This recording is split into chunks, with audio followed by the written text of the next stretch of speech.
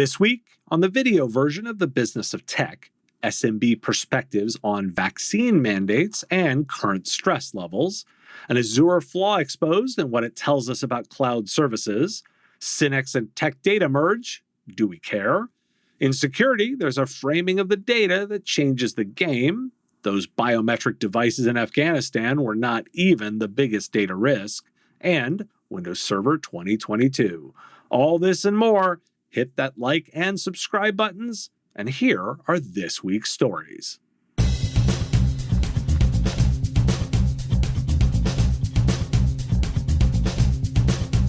Survey data from the Partnership for New York City about reopening in the city.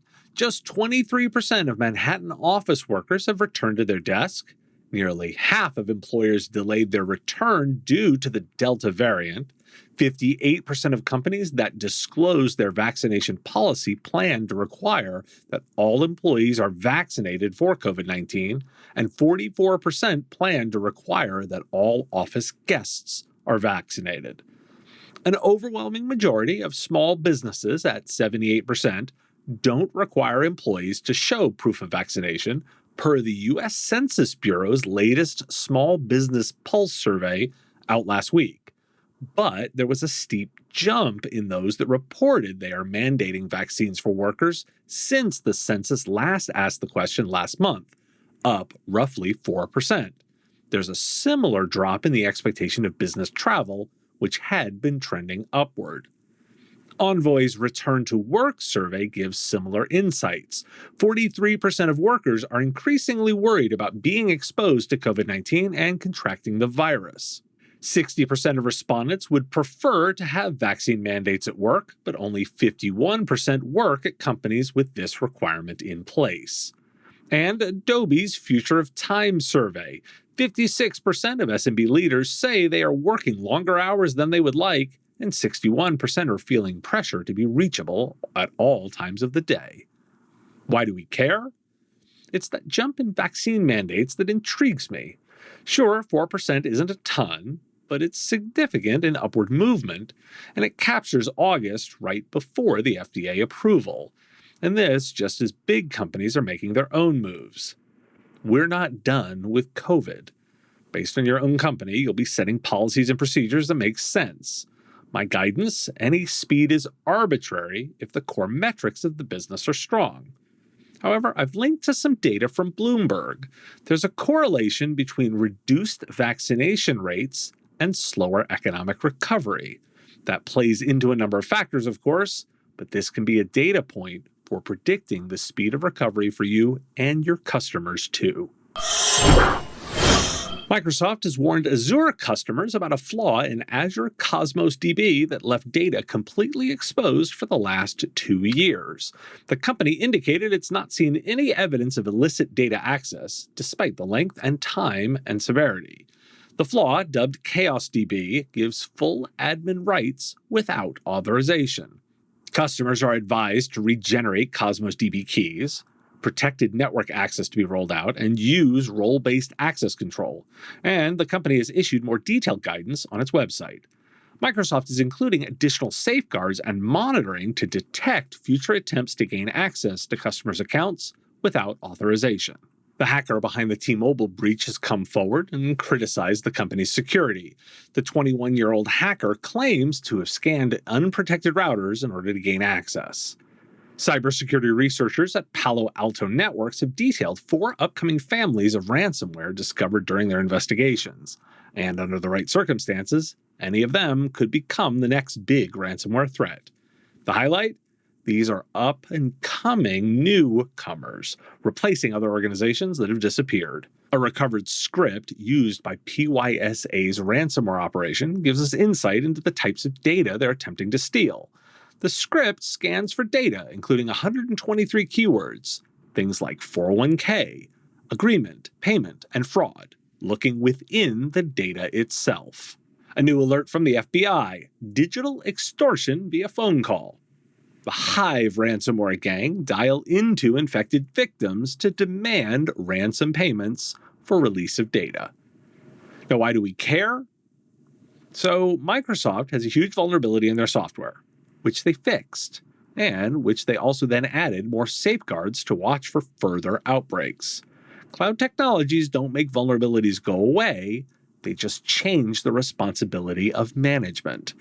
The role of the IT services company has shifted. This is a vendor management exercise. The IT company does less fixing here and more communication and coordination. In particular, ensure the configuration is correct, those keys and access controls, rather than having to do any particular repair. Note the other value delivered by Microsoft. They've done additional work to adjust their own vigilance. If the name of the game is risk management, then it's about informed decisions as the higher value. Oftentimes, the value of the cloud is presented as cost savings or elasticity. I'm far more focused on the transfer of risk and responsibility here to a larger organization. Back in June, Microsoft announced the hardware requirements for Windows 11 and met with a lot of pushback due to the higher than expected requirements. Last week, the company announced some changes to address that pushback. There will be a workaround so older machines can be installed by hand. The download of an ISO will allow a manual install. The company did adjust the processor requirements slightly, allowing Intel's Core X series and Xeon W series. That said, the company did clarify that those machines installed by hand might not be able to get Windows updates. They also won't be supported. And today, Microsoft announced that Windows 11 will release on October 5th, 2021. The rollout is in phases. New eligible devices are offered at first and in waves beyond that. Microsoft expects all eligible devices to be offered the free upgrade by mid-2022. At launch, Android app support will not be available. That testing begins in the coming months. Now, why do we care? There's an obvious consulting dollars play here in the planning and rollout of new operating systems for business. Additionally, first-in-the-wild appearances of Windows 11 for customers will appear in weeks, not months. Microsoft continues to impress me with a sensible approach to the market. Dictate security for supported configurations, allow individuals to take the risk being unsupported. Let's also focus on that security update statement. My take is that the company is leaving a door open to not be forced to support updates and has a track record of being generous with its support cycles. Businesses should want to be within supported territory, and leaving space for enthusiasts makes sense to me. Let's follow up to a story I covered recently, the loss of U.S. military biometric devices to the Taliban with a fear that data could be used to identify Afghans who supported coalition forces. Turns out that's not even the real risk. Those devices really only hold limited access to data, which is stored on remote servers. In reporting from MIT's Technology Review, turns out the bigger risk is from Afghan government databases. This is information used to handle paycheck fraud to pay members of the National Army and Afghan National Police, who now would be potential targets for the Taliban. There was no deletion policy, and not even a plan for contingency situations. The problem they were working on was fake identities, or ghost soldiers, trying to root out fraud in that system for paychecks. Data was collected from the day of enlistment and contains not just the expected name, date, and place of birth, but much more around family relations, career specialty, and military expertise. And not all of it seems to have a clear use. An example? One of the questions asked for recruits was their favorite fruit and vegetable. And a kicker? This isn't even the most unique or the largest database. There are several others too. Why do we care? So here's the consulting lessons. The thought to secure the data was never baked into the rollout, nor how the data might be used against the individuals. And clearly there wasn't a question of, do we really need this data? I'm sure there's a reason to collect that fruit and veg data, which is clearly lost on the other side with lack of understanding and documentation for when things go wrong. It's this space I firmly believe is real data management as an opportunity, working with companies to collect the right data, only the right data, and plan for preventing things going wrong. It's a unique offering which I don't get a sense is widely done. That's competitive differentiation. BVoiP, the cloud communications offering designed specifically for IT providers. BVoiP offers a complete unified communications suite which can be tightly integrated via Microsoft Teams. BVoiP delivers the modern workforce cutting-edge features, including contact center, integration to your business apps, and real-time visibility into your remote workers. You control the price with unique hybrid model that avoids the complex dial tone taxation or compliance bullseye. Don't get stuck in a vendor relationship that works against you. BVoiP is the channel-only company that's here to support you. Find out more by visiting bvoip.com/MSP Radio.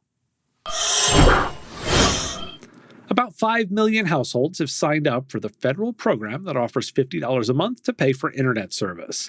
The FCC also announced Friday it's providing more enrollee demographic information, including age, eligibility, location, and type of broadband service, to help better target outreach efforts. Of the $3 billion allocated for the program, about $378 million has been claimed. Why do we care? The demographics data will tell us a lot about the needs of the underserved. Thematically, the FCC has been collecting and analyzing a lot more data around broadband than they did previously. While this specific program is probably of less interest to providers, it's that data collection process we care about. Government oversight on broadband, thy name is FCC. Ready for another way cybercrime steals from users? Proxyway is another way to make money. It's a passive income stream for criminals who deploy crypto mining software or take advantage of referral programs for user actions. CISA has now added single-factor authentication to its short list of bad security practices it advises against, adding it to a list of exceptionally risky behaviors.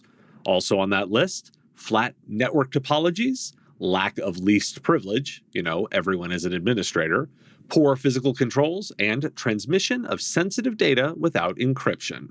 Lacework's 2021 Cloud Threat Report, Volume 2, guides companies to treat cybercriminals as business competitors. Why? From the report, cybercriminals are working hard to profit directly through ransom and extortion, and they are aiming to profit indirectly by stealing resources. The Ponemon Institute suggests that over half of companies find it impossible or very difficult to prevent insider attacks. One of the key reasons? Who is responsible for controlling and mitigating risks? While 15% of those surveyed suggested that the CIO, CISO, or head of the business is responsible, 15% suggested that nobody has ultimate responsibility in this space. The impact continues to be measured. Looking at schools, there were 77 ransomware attacks involving schools and colleges in 2021, representing a 20% decrease compared to 2019, yet more than 1,740 of those institutions were potentially affected, a 39% increase from the year prior. More than 1.3 million students could have been impacted by these attacks in 2020, representing a 67% increase compared to 2019. This from Comparitech's research. With an eye to the weekend, the FBI and CISA have advised about the potential for cyber attacks over the U.S. Labor Day weekend and advised taking steps to preemptively threat hunt. The advisory notes no specific threats for the weekend, just the general likelihood of holiday weekends being used, just like the Kaseya attack on July 4th. Why do we care? Well, if 15% say there's no one responsible for the risk of insider attacks, you sure know they're going to happen. The idea of listing cybercriminals as a competitor really intrigues me here. That changes the framework of the discussion around security and risk management from a vague other threat to one that businesses have a very concrete framework of analysis. Business leaders know how to analyze a competitor. If a cyber criminal is yet another competitor, size them up that way. Lost profits from a competitor or a criminal are still lost profits. What is a business willing to invest to protect that profit from an active competitor? Savvy framing for sure. The merger between Synnex and Tech Data is complete, the company said Wednesday, and TD Synnex is the new combined organization. Now, why do we care? I'm not actually sure we really do. There's a ton of coverage out there in the traditional channel press using words like historic. Sure? I don't think much is different today than yesterday. I'm using this story to highlight what we don't care about and why. Companies merging and coming together does very little for customers on the day of the acquisition. So what does it mean for them going forward? To that, I look for the financial incentives of the organization, its owners, and its leaders. In this case, I'm not seeing a change, leading me to believe that, again, going forward, more of the same. This isn't like a private founder-led organization being acquired by a private equity firm looking for return on investment in 3 years. So we don't care. It was the exercise in why we don't care that I did care about. Yep, that's a bit meta. Research group NPD is reporting that business-to-business channel sales for this year will be stronger than 2020's $93 billion. This is attributed to return to work, software deployment, and the backlog in hardware orders. Gartner is predicting governments around the world will increase their IT budgets by 6.5% in 2022, and 64% of that spend will go to, quote, IT services and software to improve responsiveness and resilience of public services, end quote. COVID-19 is the catalyst for digital transformation, and Gartner predicts more than 50% of government agencies will have modernized legacy software and improved their resilience by 2025. KPMG's survey of CEO sentiment has about 60% saying they're confident about what's ahead for the global economy, the highest since January 2020. Of course, the conference board also said that consumer confidence sank to 6-month lows, and the University of Michigan survey is even worse. That said, Pluralsight is reporting on an upskilling process, employees getting advanced skills via additional education and training. The company found that since early 2020, remote employees reported that skills involving cloud computing, cybersecurity, and data storage were most lacking in their daily routines. The report also found that most remote employees' confidence to do their current jobs was down 13% from a year ago as office adjustments were made. Additionally, technologists in small organizations showed lower levels of satisfaction with upskilling resources, 65%, than their peers at extra-large, 73%, and large, 82% companies. Location also appears to be mattering less for hiring. In a new survey from management consulting company Alliance Group, about 1/3, 30%, are, quote, expanding tech talent recruiting to outside typical high-tech areas. And 25% said they were, quote, opening up offices in these non-high-tech locations to support their initiatives. So why do we care? Careful of that sales boost for return to work, as return to work is being delayed. I'd offer Gartner is more accurate, seeing investment in technology for governments because of modernization, which is true in business too. There's a solid disconnect here between CEOs and consumers, and I'd offer that employees too. All the signs point to a growing disconnect. My take is that this disconnect is a lack of understanding of the changing sentiment of customers, employees, and consumers. There's clear signs of cultural trauma, which isn't equally shared, and that's the key insight for me. Which one then applies to understanding their own individual business situation. Are your employees reeling and have a new sense of what they want? Or customers? Apply that filter. Google has joined the list of companies delaying reopening, pushing work from home through January 10th of 2022, per a statement on Tuesday. After that, decisions will fall to counties and locations to make local decisions based on conditions there. On the vaccine mandate front, CRN is reporting that Ninja RMM will require employees who want to work in their offices to require vaccination. This joins Google, HPE, Microsoft, and others. And the article notes Intel is offering bonuses to vaccinated employees. Apple has issued a request to share vaccination status, but not a mandate. UCG, one of New Zealand and Australia's largest supplier of telecommunication services, is going with an incentive scheme, an extra day of annual leave for vaccination, and a $100 gift. And those already vaccinated get that too. Why do we care? Just a bit more data to track the shift in sentiment. Despite the political noise, there appears to be reasonably broad support for mandates and an interest in addressing safety. Take this data and apply in your own approach. Did you know that Windows Server 2022 is out? Yesterday was the official announcement of general availability, despite it actually having rolled out several weeks prior. The announcement really means it's available in all distribution channels. There is not a corresponding Hyper-V server. The 2019 edition is the last, supported until its lifecycle policy ends January 2029, and Azure Stack HCI is the strategic direction. Why do we care? On the product? Not really. For most SMB-focused IT providers, this isn't really news, because there clearly isn't a direction for most SMBs themselves around servers. Microsoft's own strategy is moving away from small servers to cloud services, and that's even true in the mid-market. Why no Hyper-V server? Because the expectation is that virtualization is now used in data centers, not small systems. As a former virtualization MVP myself, this makes total sense to me. If Microsoft thought there was an opportunity in the SMB for servers, they'd have offerings. That should tell you everything you need to know.